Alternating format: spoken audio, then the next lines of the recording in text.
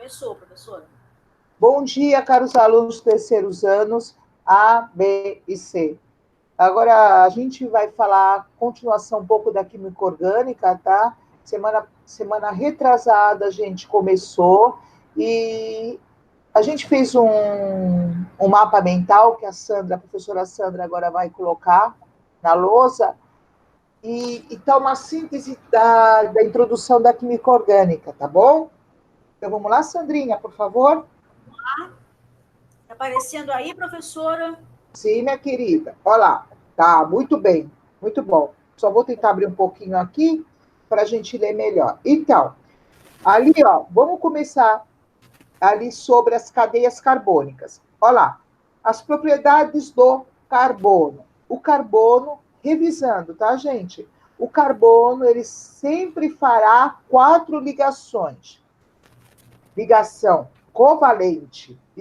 convalentes, constante formação de isômeros, que a gente vai ver mais lá na frente, e principais elementos em moléculas orgânicas, que é o carbono, o hidrogênio, o oxigênio e o nitrogênio, tá? Essa é a principal função da química orgânica pro carbono, nas cadeias carbônicas, tá? Então, ele é tetravalente, possui 4 ligações, tá? Geralmente é feita com hidrogênio, que a gente vai chamar de hidrocarbonetos. Hidrocarboneto significa hidro de hidrogênio e carbonetos de carbono.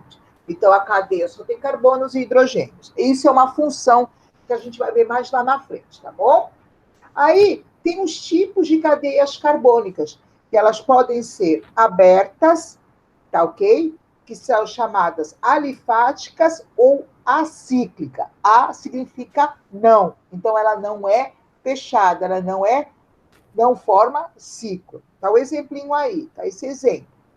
Na cadeia fechada ou cíclica, ok? Forma ciclo. É uma forma geométrica. Ela pode ter uma forma de um triângulo, pode ter a forma de um quadrado, de um hexano, de um pentágono, tá? Então, no caso, o triângulo é formado de 3 carbonos, tá? Então, a gente chama de ciclo propano, tá? Nesse nosso caso aqui, são 4 carbonos, esse exemplo. Então, a gente chama de ciclo, porque é fechada, tá? E butano, porque tem 4 carbonos, tá? E aí a gente vai explicar depois o que é o AN, por que o AN e por que o O, tá bom? Aí, ó, tem as cadeias também, elas podem ser normais ou ramificadas. Normal é que não tem nada pendurado, vamos dizer assim, tá? Não tem ramificação. Para vocês decorarem mais rápido, tá? Normal, só tem carbono. Na ramificação, já é o contrário. Na ramificação, eu tenho os carbonos e tem esse carbono pendurado aí no carbono do meio. A gente chama de ramificação. É o metil. Ok, gente? Então, normal não tem nada. É uma cadeia aberta sem nada, entre aspas, pendurados. Enquanto na ramificação você já vai encontrar. Tá ok? As cadeias carbônicas, elas também podem ser saturadas, tá bom? Ou insaturadas. Saturada é só ligação simples. Olha lá, a ligação simples é um tracinho, tá? Enquanto na insaturada, ela pode ter ligação dupla ou tripla, tá? Olha a ligação dupla ali, ok? Quando a gente fala de saturada, para uma ligação simples, a gente tem tem não, o prefixo, não, sufixo, não é bem sufixo, é o que está no meio, é an, ok? Na insaturada, para dupla é em e para tripla é in, ok, gente? Tá? E daqui, ó, nas cadeias carbônicas, elas podem ser homogêneas, tá? Quer dizer que ela só tem carbonos, sem heteroátomo. O que é sem hétero? Hétero significa um elemento diferente àquele átomo de carbono. Então, por exemplo, no átomo de carbono, não tem outro elemento, por exemplo, o oxigênio, o enxofre, enquanto no heterogênea, olha lá, com heteroátomo entre os carbonos. Olha lá, o oxigênio está entre os carbonos. Tá ok, gente? Então, essa é a cadeia carbônica, tá? A classificação dela. Aí, Sandrinha, depois a gente faz isso aqui, porque mais para frente a gente vai ver essa que você colocou ali, que já são as funções, né? Nomenclatura, a gente vai ver depois. E as funções, né? Isso, minha querida, muito bem. Aí, ó, por favor, Sandrinha, você tem aquele outro sobre os carbonos primários, secundários, terciários? Temos. Que você me manda, por favor. Isso, minha querida, isso, olha lá. A classificação dos carbonos, eles podem ser primários. O que são carbonos primários? Eles são aqueles que estão ligados a um único átomo de carbono. Geralmente, eles estão nas extremidades, tá bom? Tudo que é extremidade é carbono primário. Olha lá, tem um exemplo. Esse aqui a gente chama de etano. São só 2 carbonos. Então, um está ligado ao outro só com um. Então, a gente chama de carbono primário. Ok? Olha lá. Carbono secundário, ele está ligado entre 2 carbonos. Olha lá. Esse carbono do meio está entre o carbono de uma ponta e outro carbono de outra ponta. O que está no meio é o carbono secundário. Ok? Olha só. Carbono terciário é aquele carbono que está ligado entre 3 carbonos, tá bom? O carbono do meio é o carbono terciário. E o carbono quaternário? Ele está ligado entre 4 carbonos, por isso que é quaternário, tá bom? O carbono do meio é o carbono quaternário, tá ok? Então, aí a gente vai lá para os exercícios. Vamos trocar agora, então, de lousa para a gente ir para os exercícios, tá, professora? Isso. Sim, minha querida. Interrompi aqui a gravação para a gente Sim. na outra janela. Tá. Isso, que está lá naquele e-mail, né? Você conseguiu achar? Você achou, né? Está visualizando, professora? Muito bom. Perfeito. Então, olha só. Esse aí é para falar sobre a classificação dele, tá?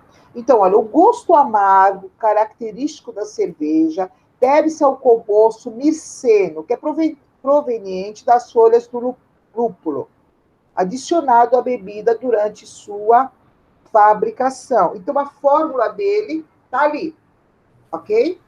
Então, a fórmula estrutural do mirceno apresenta um carbono terciário, 5 carbonos primários, cadeia carbônica heterogênea, cadeia carbônica saturada e ramificada, ou cadeia carbônica acíclica e insaturada. Bom, vamos lá. Primeiro, um carbono terciário? Não, porque ele tem 2 carbonos aqui, tá? Ele só não tem um carbono terciário, ele tem 2 carbonos. Então, a letra A não é. 5 carbonos primários? Não, não é, porque a gente tem 1, 2, 3 e 4, ok? Cadeia carbônica heterogênea. Aqui tem algum elemento entre os carbonos diferente ao carbono? Não, tá? Cadeia carbônica saturada e ramificada? Ramificada sim, mas saturada não, é? Olha a insaturação ali, a dupla ligação, ok? Por exemplo, Sandrinha, ali, ó, quando está fora da cadeia, no caso esse CH2 aqui dupla, está fora da cadeia, então não é, tá bom? Mas esse aqui sim, isso mesmo, Sandra, esse não é, tá? Esse sim, o da extremidade é, tá bom, gente? Então, a alternativa é cadeia carbônica acíclica, porque significa que é uma cadeia aberta e insaturada. Alternativa E de elefante. Ok? Vamos lá.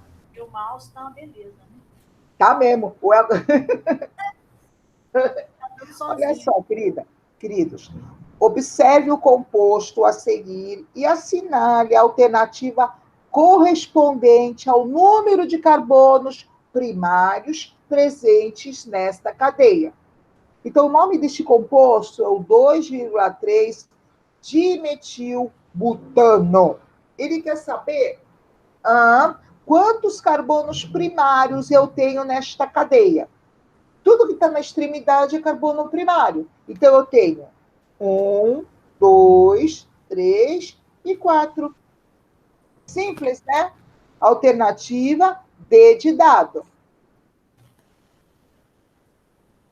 A terceira.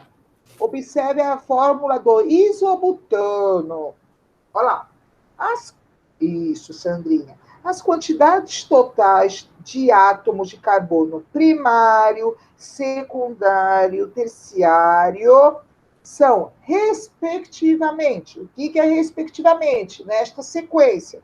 Primeiro o primário, depois o secundário e depois o terciário. Vamos ver quantos primários eu tenho. Isso, Sandrinha, muito bom.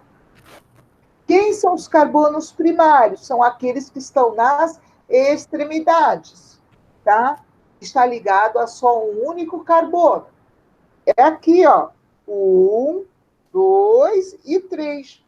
Então, olha, a alternativa C já está fora, porque já começa com 12, então está fora. Pode ser a A, a B, a D ou a E. A C está fora. Vamos lá. Quem é carbono secundário? Eles têm que estar ligados entre dois carbonos. Aqui não tem nenhum que está ligado entre dois carbonos, tá? Então, é 0. Então, ó, já tem a resposta B de bola, tá? Mas continuando. E o carbono terciário? Tem aqui, ó, um que está bem no centro ali, tá? Então, alternativa, isso, Sandra, B de bola. Ok, gente? A quarta questão. Dadas as fórmulas estruturais a seguir, qual delas possui cadeia homogênea, insaturada e normal? Reprisando, cadeia homogênea, quer dizer, só tem carbonos, tá? Nela. Insaturada, ela pode ser dupla ou tripla. Normal significa que não tem ramificação, entre aspas, não tem nada pendurado. Então, vamos ver se a primeira é homogênea. É homogênea, porque o bromo está fora da cadeia. Pode ser. Mas, ó, ela não é insaturada, então já não é essa alternativa. Caiu fora. Ok? Vamos ver a alternativa B. É homogênea? É porque o oxigênio está fora da cadeia. Ok? Insaturada? É insaturada. Olha a insaturação ali no primeiro carbono. Normal? É normal. Então, pode ser essa. Vamos continuar. Pode ser essa. Isso, Sandra, muito bom. Vamos continuar. O outro ali, homogênea? Pode ser, é homogênea. O oxigênio está fora. É insaturada? Não, é tudo saturada. Normal? É normal, mas não é insaturada, então está fora. Vamos lá. Brava, Sandra. Alternativa D de dado. Vamos ver. D de dado. Ela é homogênea? Não, não é homogênea, por causa do oxigênio ali no meio. É uma cadeia heterogênea, tá? Insaturada? Não, não é insaturada. É normal, mas não é insaturada. Tá fora. Ok? Olha só. Essa aqui é homogênea? Não, porque ó, tem o oxigênio ali no meio. É insaturada? Não é insaturada. É normal? É normal, mas é saturada e heterogênea. Ok, gente? Pronto. Alternativa D de dado. Desculpa, B de bola. Desculpa, meus queridos. Desculpa, falei errado. Falei errado. Alternativa B de tá? B de bola. Olha só, gente, a cadeia carbônica acíclica significa que ela é uma cadeia aberta, ramificada, tem algo pendurado, tem algum elemento pendurado em cima, homogênea, só tem carbono, e insaturada, dupla ou tripla. Então, vamos lá. A cadeia é acíclica, a UA é aberta, é aqui, ramificada, não tem ramificação, então já está fora. Homogênea é homogênea, mas ela não é ramificada. Insaturada é insaturada, mas ela não é ramificada, então está fora. Ok? Brava, Sandra. Vamos lá. Item B. Cadeia acíclica? Não, ela é cíclica, é fechada. É ramificada? Não, não é ramificada, tá? Ela é normal. Homogênea? É homogênea, tá? É insaturada? É insaturada, mas ela não é acíclica, tá? E não é ramificada. Tudo bem? Vamos lá. Item C. Cadeia carbônica acíclica. Ela é acíclica. Tudo bem. É ramificada? É ramificada. Ela é homogênea? Não, ela não é homogênea. Olha o oxigênio ali no meio entre os. Isso, Sandra, entre os carbonos. Ela é insaturada? É insaturada, mas ela não é homogênea. Então, não é esta alternativa. Brava, Sandra. Vamos lá. Item D de dado. Brava. Muito bom, Sandra. Olha lá. Item D de dado. Cadeia carbônica cíclica? É acíclica. É ramificada? Sim, tem uma ramificação. É homogênea? É homogênea, porque o oxigênio está fora. Essa é uma função, que é o ácido carboxílico, está fora. Então, ela não é homogênea. E é insaturada? Não é insaturada, porque a insaturação está fora. Então, não é. Tá? Então, esta também não é. Brava, Sandra. O Malzinho tá ruim, né? Tá ruim o Malzinho. Tá. Então, o que sobrou seria a E, mas vamos verificar, tá bom? Cadeia cíclica? É acíclica, porque é aberta. É ramificada? Tá cheio de ramificação aí. Ela é homogênea? É homogênea. Por quê? Porque aquilo ali, esse aqui é o aldeído, ela está fora da cadeia. Então, ela é homogênea. E ela é insaturada, porque olha, na cadeia principal, a dupla está ali. É insaturada. Tá ok, crianças? Então, a alternativa é a letra E de elefante. Tá bom, gente? Então, isso a gente viu agora. Na próxima aula, a gente vai continuar a falar sobre a nomenclatura. Vamos começar pela nomenclatura, o básico, para depois entrar nas funções, tá bom? Então, a minha aula por aqui terminou. E agora a gente vai assistir a aula da Sandrinha. Tá bom, Sandrinha? Passo a bola para você, Sandra. Vamos lá, professora. Então, a gente vai falar hoje sobre a fisiologia do sistema respiratório. Então, a gente falou na aula passada sobre o sistema digestório, né?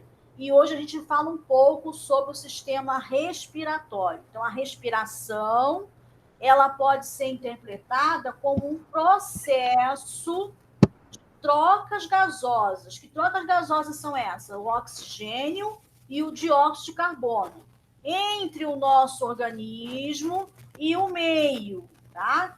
E essa troca está associado a um conjunto de reações químicas que faz parte do metabolismo energético que nós chamamos de respiração celular. Então, o oxigênio ele é capturado da atmosfera, do ambiente. Esse oxigênio vai ser transferido até as células e no interior celular o oxigênio participa do processo de respiração celular para que a energia seja transferida das moléculas de glicose para a síntese de adenosina trifosfato. Desta forma, nós podemos dizer que o processo respiratório acontece em um meio celular, em relação à respiração celular, e em um meio orgânico, que é a captação do oxigênio e a liberação do dióxido de carbono por estruturas dos sistemas biológicos, ok?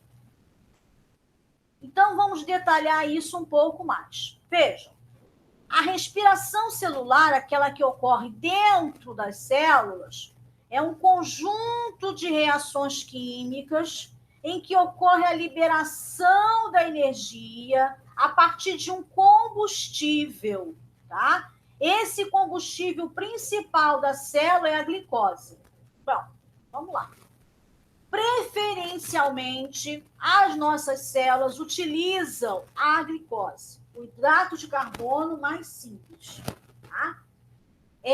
Mas, quando a gente tem uma deficiência de glicose ou quando nós estamos em um período de jejum, o nosso organismo tem alternativas. Bioquimicamente falando, nós não temos somente uma rota. Quando uma rota não dá certo, a gente ativa outras rotas. No caso do metabolismo energético, é a mesma coisa. Então, ele usa principalmente a glicose. Se tiver falta de glicose, o organismo ele vai armazenar, quando está fazendo a respiração, o excesso de glicose, primeiramente nas moléculas de glicogênio. Tá? Então, começa o processo de respiração celular. Está entrando glicose na célula. O que sobra, ela diz assim, olha, eu não preciso mais de ATP. Então, está sobrando hidratos de carbono.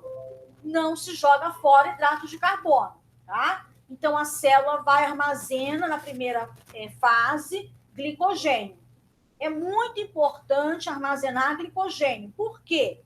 Porque as células do sistema nervoso central só utilizam glicose. Então, se a pessoa ficar zerado de glicose e zerado de glicogênio, a situação fica perigosa, né? Quando o organismo acabou de encher, vamos chamar de encher, né? Acabou de fazer o seu suplemento de glicogênio, o que sobra, ele pega essa glicose e transforma em triacilglicerol, gordura. Tá? Por que isso?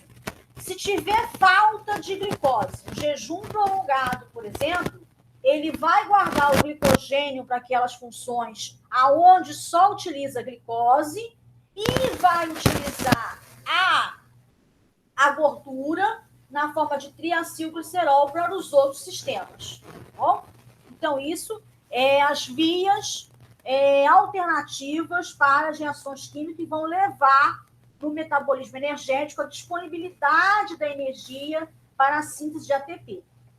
Em alguns casos muito extremos, a pessoa fica muito tempo sem se alimentar, o organismo começa a usar proteína. Tá? Aí, o que acontece com a proteína? A proteína ela sobrecarrega a função renal. Metabolismo de proteína, né, as reações da proteína para retirar energia, ela acaba sobrecarregando os rins. Então, isso é uma alternativa de desespero, né? Uma alternativa para tentar fazer com que a pessoa consiga sobreviver. Então, a gente tem, primeiro, a glicose para ser utilizada, o glicogênio, o triacilglicerol e o desespero com a proteína. Tá bom? Por isso que a gente costuma dizer na bioquímica que você consegue ficar um tempo sem se alimentar, e que você não tenha nenhum problema metabólico, né, como diabetes, por exemplo, mas você não consegue ficar sem água. Por que eu consigo ficar sem me alimentar? Porque a energia necessária para a sobrevivência do organismo, ela tem várias rotas. Ela tem uma rota que é principal da glicose e ela tem rotas alternativas com o glicogênio, o triacilglicerol e o desespero lá na proteína. Tá? Então, todos esses mecanismos têm como função manter o organismo vivo. Por quê? Porque o organismo, para realizar a maioria das suas reações, precisa de energia. E a energia que o organismo utiliza está na forma do ATP, chamado de adenosina trifosfato, que é um ácido nucleico. Bom?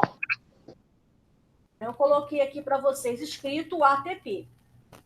Para que o organismo consiga montar essa molécula, ele precisa transferir a energia presente nas ligações de glicose para sintetizar o ATP. Essa síntese acontece pela adição de um fosfato, tá? Então, você tem uma adenosina de fosfato, que você vai adicionar um fosfato inorgânico, e aí você, então, vai ter um ATP, tá? Esse é o mecanismo que a célula vai fazer para conseguir, então, a liberação de energia. Então, todo o trabalho da respiração celular tem como finalidade esse processo aqui. Usar a energia presente na glicose, nas ligações da glicose, para adicionar esse fosfato aqui a uma molécula de adenosina de fosfato. Bom? Esse processo de respiração celular, ele vai acontecer em 3 fases. A primeira fase, a via glicolítica, no hialoplasma ou citoplasma. Bom, biologia, como sempre, tem 2 nomes, né? Tá? E completa essa fase nas mitocôndrias.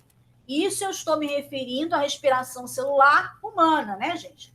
E a bactéria, por exemplo, está ausente a mitocôndria. Então, a bactéria vai fazer todo esse processo quando ela utiliza o oxigênio como aceptor de elétrons na membrana plasmática. Bom, a mitocôndria, ela é uma organela, a gente já conversou muito sobre isso ano passado, meus alunos, né? Que ela ajuda, ela trabalha diretamente nessa transferência de energia. E a mitocôndria faz parte da célula eucarionte por um processo de endossimbiose, ou seja, um processo em que uma bactéria, num passado distante da formação das células eucariontes, passou a viver dentro dessa célula, tá? E a célula fornece a sua alimentação, entre aspas, tá? E, por contrapartida, a mitocôndria, então, ajuda nesse processo de transferência de energia. É um absurdo a gente falar que a mitocôndria produz energia celular, tá, gente? Isso não é correto, porque a energia não pode ser produzida. Nós temos sempre que falar que a energia está sendo transferida, bom? Senão a gente está cometendo um erro grave. Eu vejo muitos vídeos, muito material da internet de biologia que fala: a mitocôndria é a usina celular que produz energia na forma de ATP. Não produz absolutamente nada, tá bom? Ela transfere energia para a síntese de ATP. Transfere, bem? Porque a energia vai ser usada para colocar mais um fosfato aqui. Bom? Não é que a energia vai formar o ATP. A energia vai ser utilizada para a adição desse fosfato inorgânico, formando, então, uma adenosina trifosfato, ou seja, 3 fosfatos. Bom? Esses conceitos são importantes a gente saber. Então, as fases da respiração celular, como eu falei, é a via glicolítica ou glicólise, que acontece no hialoplasma ou citoplasma, em que uma molécula de glicose, C6H12O6, ela é transformada em 2 moléculas de ácido pirúvico ou piruvato. Então, cada uma molécula de glicose, a formação no citoplasma de 2 moléculas de ácido pirúvico. Bom? Há também a formação de 2 moléculas de NADH2. NADH2, eles são carreadores de prótons. Então, para você transferir essa energia, você vai ter que criar um gradiente de prótons. E a transferência desses prótons é feita pelo NADH2. Bom? Lembrando aí que o hidrogênio, na sua forma H, né, tem um próton, ok? E ocorre a formação de 4 moléculas de adenosina trifosfato, mas 2 são gastas nesse processo. Então, ao final da via glicolítica ou glicólise, você tem o surgimento, né? A formação de 2 moléculas de ácido pirúvico, 2 moléculas de NADH2 e 2 moléculas de ATP, porque 2 foram gastas. Bom? Em seguida, esse ácido pirúvico aqui, ele vai para a mitocôndria, né? Onde ele vai, primeiramente, se transformar em acetil-CoA, tá? Na verdade, ele vai ter uma reação para a transformação do ácido pirúvico para acetil-CoA. O acetil-coenzima A, já dentro do ambiente mitocondrial, ele vai se combinar com o oxaloacetato, uma substância que está lá presente na matriz mitocondrial, trabalha com vários mecanismos metabólicos e também aqui na fase da respiração, né? E ele, então, vai formar ácido cítrico. Bom, aí começa o ciclo do ácido cítrico, né? Aqui, ácido pirúvico, a gente tem que pensar bem que tem um ácido pirúvico, tá? É o acetilcoenzima A, né? Que junto com o oxalacetato forma o ácido cítrico, e aí começa o ciclo do ácido cítrico, ou o ciclo de Krebs, ou o ciclo dos ácidos tricarboxílicos. 3 nomes numa coisa só. E nesse processo acontece a formação de quê? Qual o produto aqui? 6 moléculas de dióxido de carbono. Então, o dióxido de carbono, ele é gerado antes do consumo do oxigênio. Bom, respira o oxigênio e elimina o dióxido de carbono. Mentira, você elimina o dióxido de carbono e depois você pega o oxigênio. Bom, e aí você tem aqui a formação dos grandes carreadores de prótons, que é o NADH2 e o FADH2, que vão atuar na cadeia respiratória para formar lá o gradiente de prótons, ok? E também aqui mais 2 moléculas de ATP. Importante aqui do ciclo de Krebs, que o pessoal odeia, mas eu acho ele maravilhoso, acho um ciclo fantástico, né? É entender esse papel do dióxido de carbono aqui, vamos ver um pouquinho mais à frente, tá? Essa historinha de você respira o oxigênio, elimina o dióxido de carbono, é meio mentira por aí, tá? A gente não elimina totalmente o dióxido de carbono, não, porque a gente ia morrer, né? E a importância aqui de NADH2 e de FADH2. Talvez a gente não vai conseguir nessa aula destrinchar totalmente o ciclo de Krebs como a gente deveria pelo adianto do horário, bom? Em seguida, então, acontece a cadeia respiratória nas cristas mitocondriais, aonde os prótons vão ser bombeados para o exterior da membrana mitocondrial e vão formar um gradiente de prótons, enquanto os elétrons também vão ser bombeados no interior no interior da mitocôndria, tá? Então, fora vai ser jogado, né? Jogado fora, vamos chamar assim, os prótons, e no interior vai ter também os elétrons, passando por complexos proteicos, tá? Que a gente chama lá o complexo 1, 2, 3, 4, e o citocromo C. São bombeadores desses elétrons, criando esse gradiente de prótons e elétrons. Esses prótons vão voltar para a mitocôndria através de um complexo proteico chamado GF0F1 ATPase sintase e vão, então, transferir essa energia para a síntese de ATP.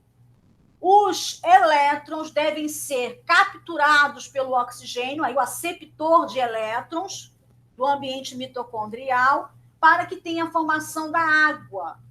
Quando o oxigênio, o aceptor de elétrons, não é capaz de recuperar esse elétron, você tem a formação de um radical, tá? Esse radical superóxido, ele é um radical altamente nocivo ao ambiente celular. E aí a célula cria todo o mecanismo para se livrar desse radical livre. Porque essa ação aqui leva ao envelhecimento celular. Por isso que a gente tem um envelhecimento celular, e algumas células não conseguem se repor, e aí você vai criando, então, a morte. Bem? Nesse processo aqui.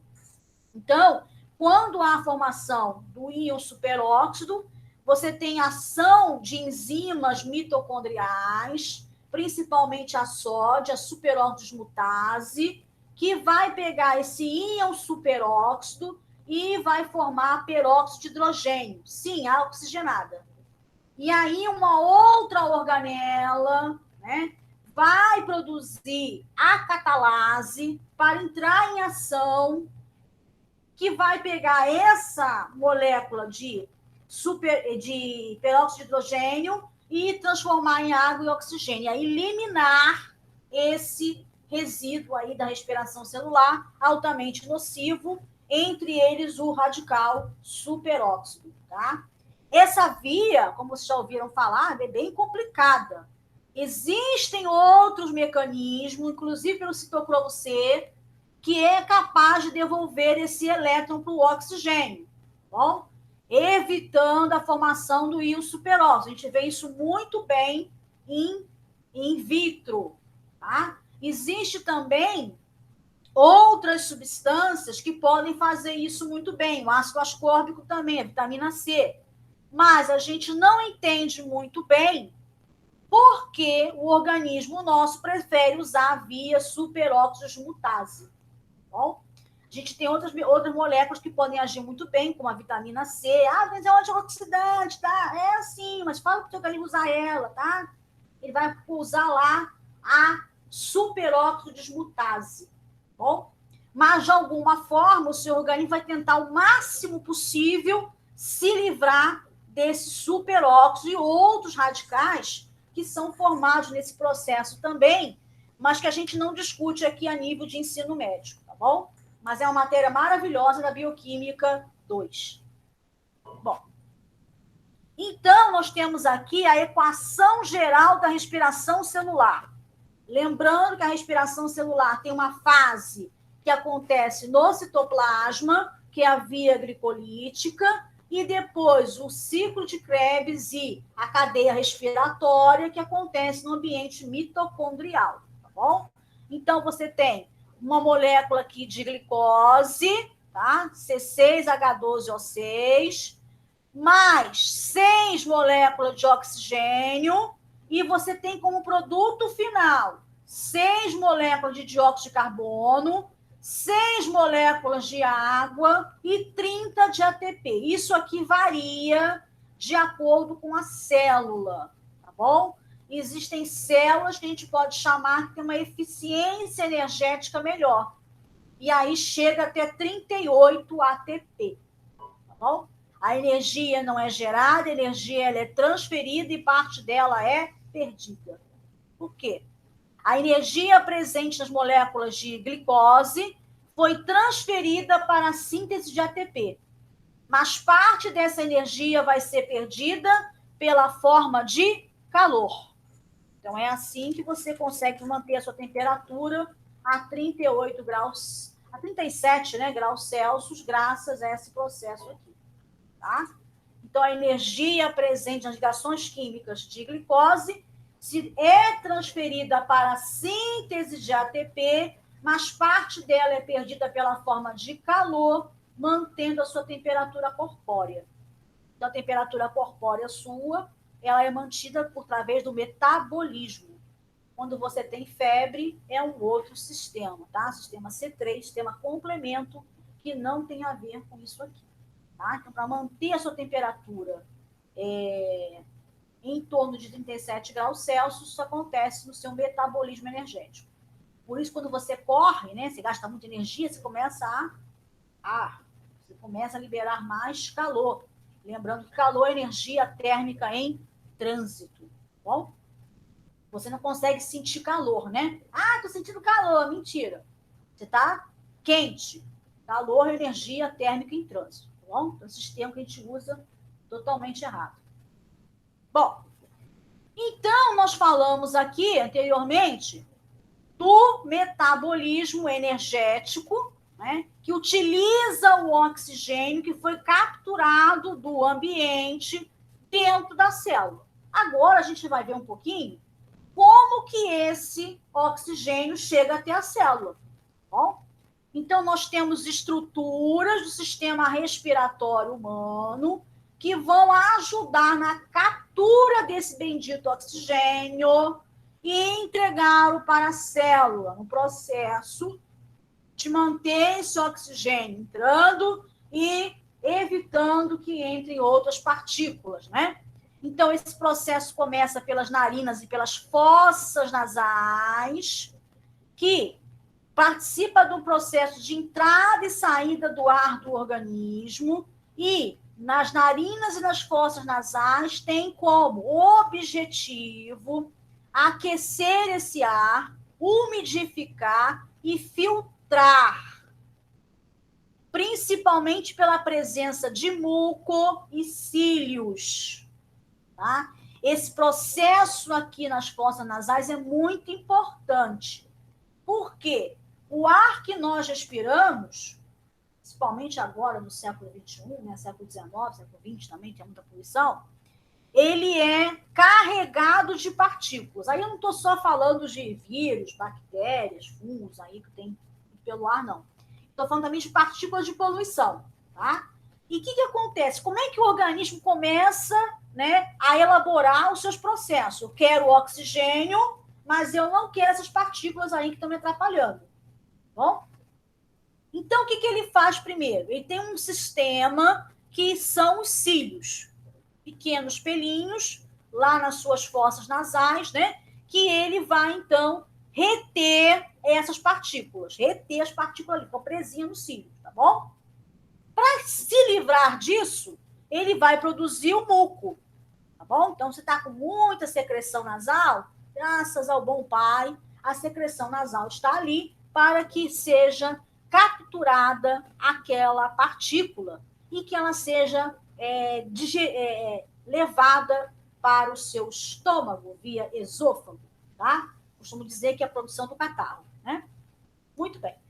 Agora, existem processos que atrapalham essa situação. Por exemplo, o indivíduo fumante. O indivíduo fumante, ele ingere uma quantidade de partículas assim assombrosas, né? Além da poluição do ar, que já prejudica muito o sistema respiratório, o indivíduo ele vai adquirir, né, vai inalação de uma quantidade enorme de partículas. O que acontece com isso? É muita partícula para pouco cílio. Então, o cílio fica sobrecarregado, né? O muco também chega ali e fica aquele sobrecarregado totalmente. O que acontece? Muita partícula, muito muco, o cílio acabam caindo, passando dessa para melhor, e aí a pessoa não tem mais sistema de defesa. Isso aqui é um sistema de defesa importantíssimo, bem? Então, o fumante, ele perde essa capacidade, ou parte da capacidade de reter essas partículas. Por isso é comum nos fumantes, de manhã, uma tosse. É o último recurso para eliminar essas partículas aí que são tão prejudiciais ao organismo. Então, aqui nós temos um raio-x, né? De uma pessoa sadia, aqui, ó, mostrando aqui, né? A sua parte pulmonar sadia, funcionando muito bem. E aqui já sobrecarregado, processo inflamatório. Por quê?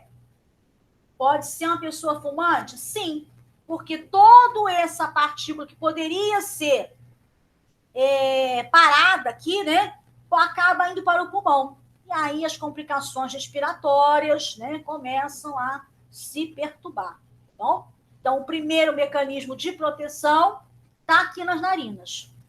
Nós vamos ter células que vão atuar de forma brava, né, que são células verdadeiros guerreiros, que são as células dos macrófagos alveolares, eles são realmente guerreiros, trabalhando muito aí com esse coronavírus, mas esse mecanismo aqui, ele começa a dar uma ajudinha para o nosso sistema. Então, é importante a gente ter um ambiente livre de partículas o máximo possível e eliminar totalmente a possibilidade de fumar, tá bem? Seja aí qualquer cigarro que vocês imaginam na vida, porque todos eles vão eliminar uma grande quantidade de partículas e atrapalhar isso aqui. E também devemos cobrar a diminuição da poluição, né, gente? A poluição também atrapalha isso aqui. Por isso que quando é no inverno, que você tem muitas partículas no ar, você acaba tendo uma sobrecarga de doenças respiratórias, tá? Bom, continuando as estruturas do sistema respiratório, temos a faringe. Faringe é uma cavidade, passagem, né, comum ao sistema respiratório e digestório. E aí, gente, como é que acontece isso, hein? Como é que controla essa entrada para você conseguir respirar e comer ao mesmo tempo, né? Pelo menos você tenta, você se engasga. A epiglote, então, é um sistema que bloqueia os alimentos do sistema respiratório. Então, ela fecha, ela abre, né? E aí ela controla a entrada de alimento e também a passagem do ar para o sistema respiratório, ok? Existem também as pregas vocais, que é a produção de som com a passagem do ar, que vai permitir, né, a fala, tá? Tem um linkzinho aqui de um videozinho do YouTube. Eu até imaginei colocar nessa aula, vou deixar para a próxima aula, porque a gente já está um pouco adiantado da hora, tá? Mas fala sobre esse processo aqui, eu achei bem legal. Bom, continuando as estruturas, nós vamos ter a traqueia, estrutura de passagem, né, gente? Passagem, tá bom? Ela é feita por cartilagem, não tão molinho, mas não tão duro como o osso, né? E também tem a produção do muco. Mais uma vez, nosso sistema está tentando fazer com que o indivíduo não mande nenhuma partícula, nenhum fungo, nenhum vírus para o sistema respiratório mais adiante, chamado pulmão. Bom, é mais um mecanismo de defesa para nos socorrer, tá bom? E essa presença do muco, existe uma glândula aqui que produz esse material, tá bom? Tudo isso tem como objetivo evitar impureza. Impureza aqui são partículas de poluição, são esporos de fungo, bactérias e, quem sabe, a bom Deus, também os vírus, né? Bem? E aí nós continuamos com as estruturas vão canalizando o oxigênio amado, maravilhoso, entrando para chegar aos pulmões. Então, os brônquios são duas ramificações na porção final da traqueia. Eles vão, então, entrar dentro dos pulmões, tá bom? Os bronquíolos terminam nos alvéolos pulmonares, aonde acontece a troca gasosa. A hemácia vai entrar em ação daqui a pouquinho, tá bom? E apresentam a mesma constituição da traqueia, ou seja, anéis cartilaginosos, ok? E aí chegou o pulmão. Maravilha. Os alvéolos pulmonares são altamente vascularizados. Tem uma enorme quantidade de vasos. Aqui trabalha uma célula maravilhosa chamada macrófago alveolar. Estamos fazendo muitas orações para ela, porque ela está trabalhando de forma muito acentuada aí com o coronavírus, né, gente? O coronavírus, ele ataca as vias aéreas, tá? Entre outras perturbações aí na população, ele também ataca as vias aéreas, né? E os alvéolos pulmonares, o macrófago alveolar é uma célula que realmente ela atua de forma efetiva aqui nessa região, tá? Então, os alvéolos são bolsas, aqui, tá? Vascularizadas, aonde acontece a hematose, tá? Onde acontece a formação do sangue venoso, sangue arterial, e aí vamos ter que falar um pouco sobre sistema excretor, né? Um pouco sobre função renal, um pouco sobre a circulação, tá? Vamos deixar isso um pouco mais para frente. Vamos entender aqui que nesse local acontecem as trocas gasosas, em que as hemácias vão capturar o oxigênio, as hemácias vão devolver o oxigênio, vão capturar o dióxido de carbono de uma maneira que vocês não entenderam até agora, mas a gente vai ver isso lá na frente, tá bom? Então, a entrada e saída de ar nos pulmões depende da diferença entre a pressão atmosférica e a pressão intrapulmonar. Para controlar isso, nós temos os músculos intercostais e diafragma. O diafragma é uma estrutura presente apenas nos mamíferos, tá? Importante saber sobre isso. Pode ser pergunta de Enem, né, gente? Vamos sublinhar isso aqui, tá? O diafragma, então, é uma estrutura exclusiva dos mamíferos. Bom? Isso permite que o ar se movimente, né, de um local de maior pressão para o de menor pressão. Então, o ar sempre movimenta no local de maior pressão para um local de menor pressão. Graças à ação dos músculos intercostais e à presença do diafragma. Esse aqui é exclusivo dos mamíferos, ok? Bom, então, a inspiração, contração dos músculos intercostais e diafragma, aumento do volume da caixa torácica, diminuição da pressão intrapulmonar, isso faz com que haja entrada do ar, tá? Expiração, relaxamento dos músculos intercostais, diminuição, é tudo o contrário, né? Diminuição do volume da caixa torácica, aumento da pressão intrapulmonar, saída de ar. Isso acontece por quê, gente? Porque o ar se movimenta de um local de maior pressão para um local de menor pressão, de um local de maior pressão para um local de menor pressão, ok? Bom, a transferência de gás. Aí tem um mito muito grande que a gente precisa desvendar esse mito. Tá bom? A taxa, né, de saturação do oxigênio é em torno de 97%. Um dos principais mecanismos aí de você diferenciar um avanço do coronavírus justamente é as taxas de saturação do oxigênio que caem, tá? Devido principalmente a uma coagulação intravascular disseminada. Atrapalha a hemácia de andar, porque a bichinha fica com tudo congestionado, não consegue andar, não consegue levar oxigênio, tá? As hemácias possuem uma proteína chamada de hemoglobina.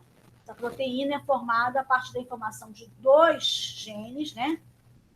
São 2 cadeias alfa e 2 cadeias beta, gene alfa e gene beta, vamos chamar assim.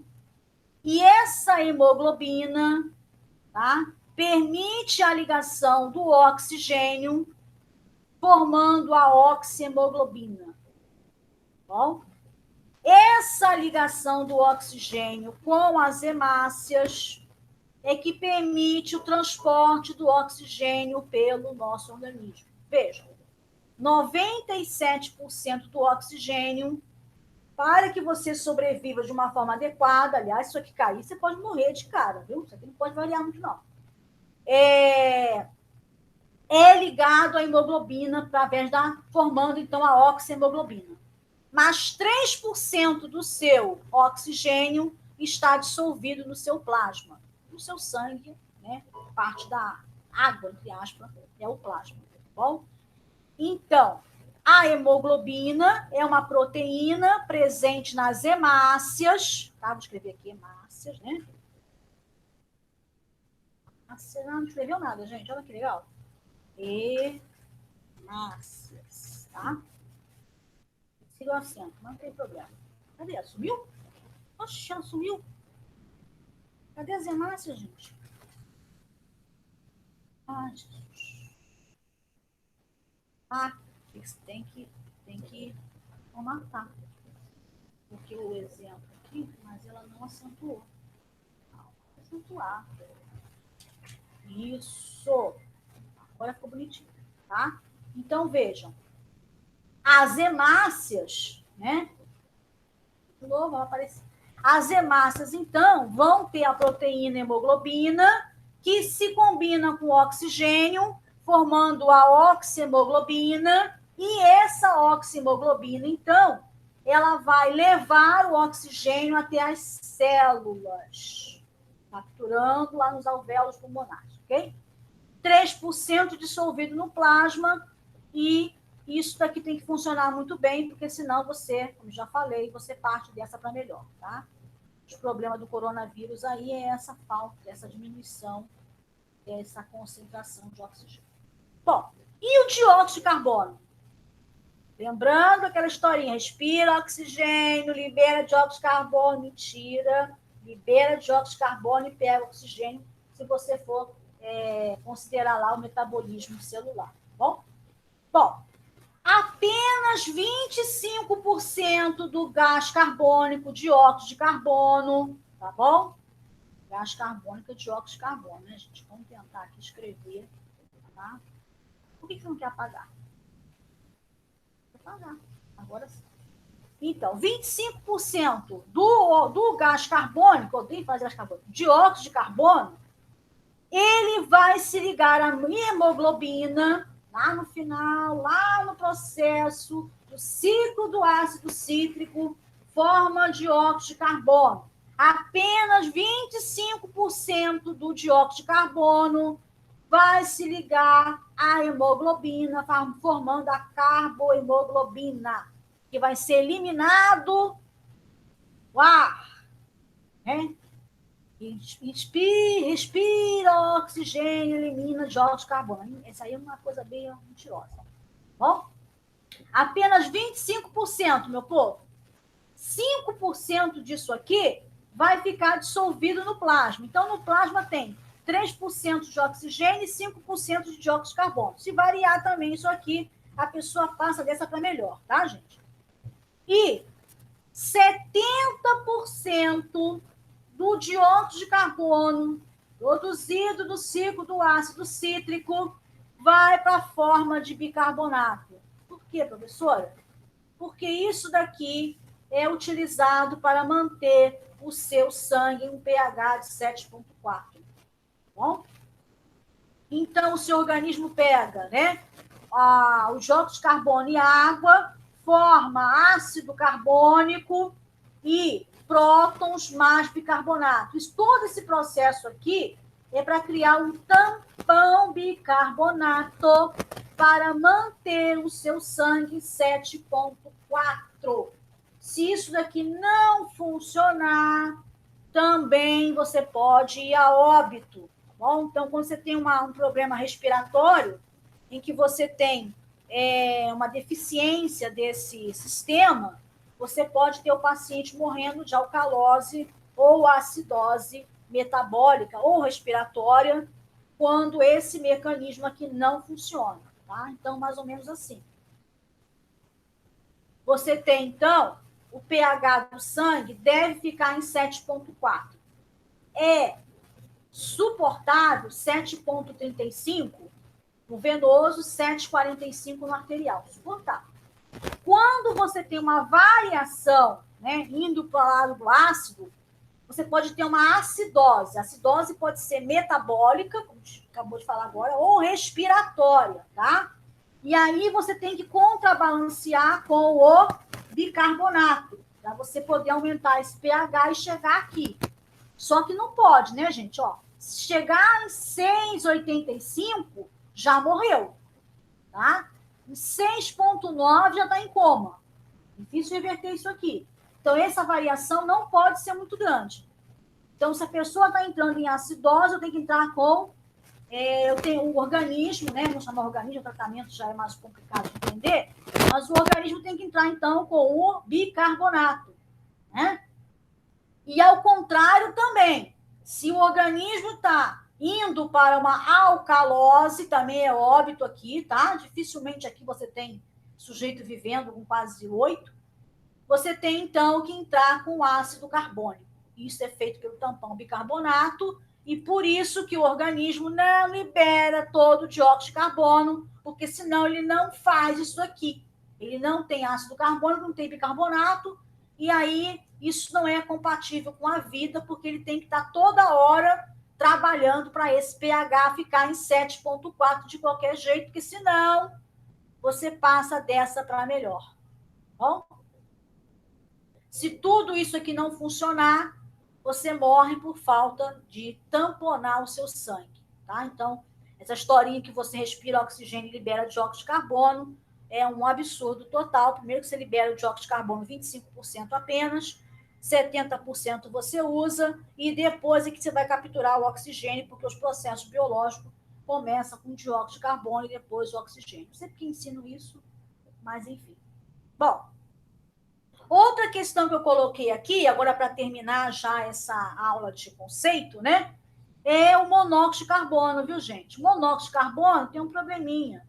Ele compete com o oxigênio na formação do...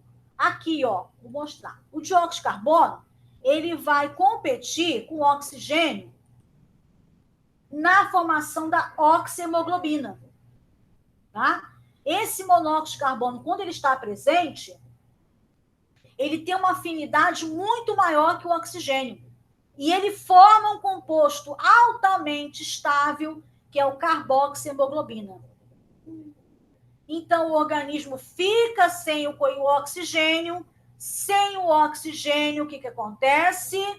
Sem a transferência de energia, sem a síntese de ATP, sem energia nem nada funciona, inclusive o seu organismo também não.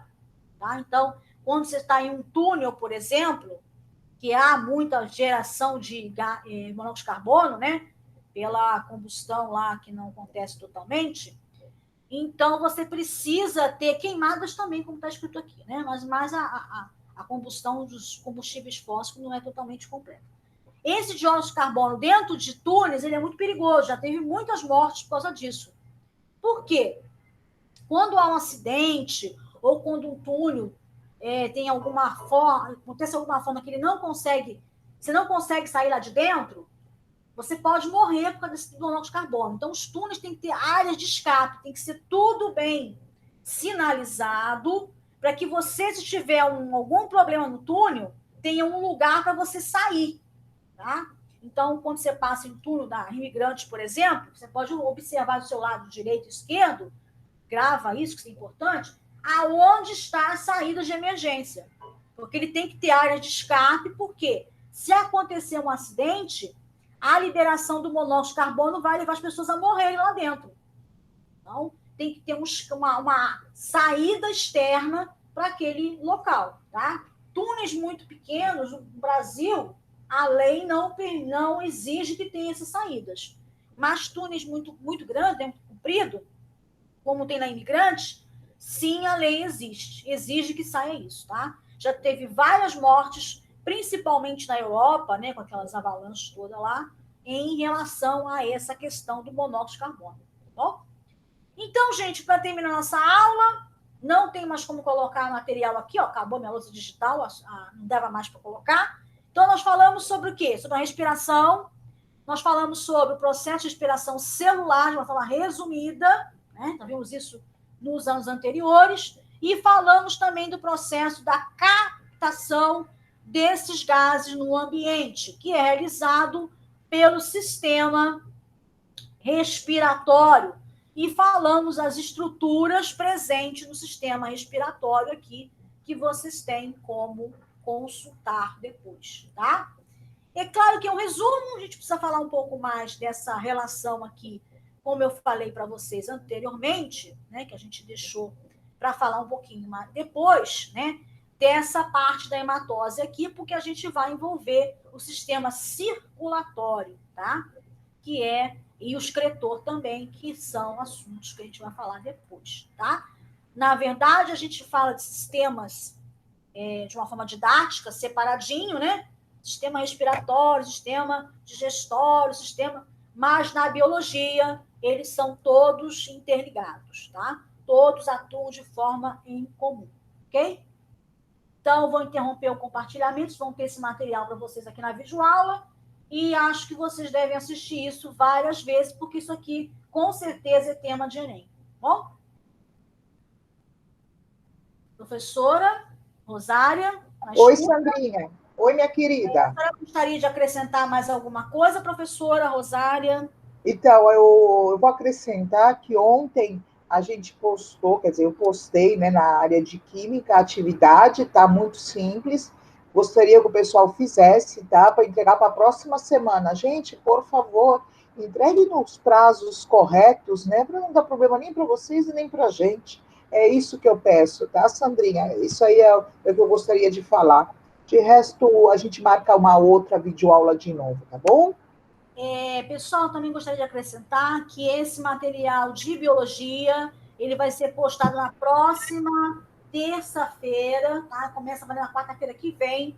Então, estamos adiantando já aqui o conteúdo para que vocês tenham bastante tempo de estudar o conteúdo para fazer a atividade de forma bastante facilitada, tá bom?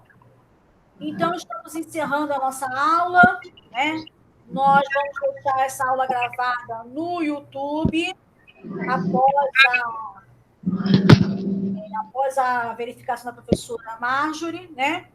E vocês, então, podem assistir várias vezes, tá bom, meus amores? Desejo a todos um ótimo dia, uma ótima tarde, se cuidem, cuide de suas famílias e nós esperamos sempre que possamos sair dessa confusão, né? Toda, esse coronavírus, que a gente tenha uma vida normal de novo. Será que o normal não vai existir mais, mas nós continuamos nessa esperança, tá bom?